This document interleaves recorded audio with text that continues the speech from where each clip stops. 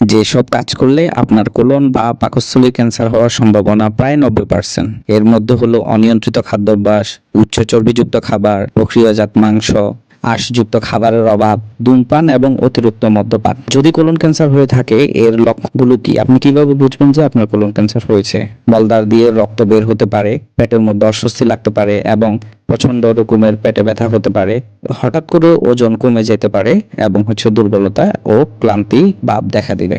এর থেকে যদি বাঁচতে চাই আমরা, তাহলে কোন কোন জিনিসগুলো আমরা অনুসরণ করলে কোলন ও পাকস্থলীর ক্যান্সার থেকে আমরা বাঁচতে পারি? খাদ্য তালিকায় প্রচুর পরিমাণ ফল, সবজি, আঁশযুক্ত খাবার রাখতে হবে। ধূমপান ও মদ্যপান এড়িয়ে চলতে হবে।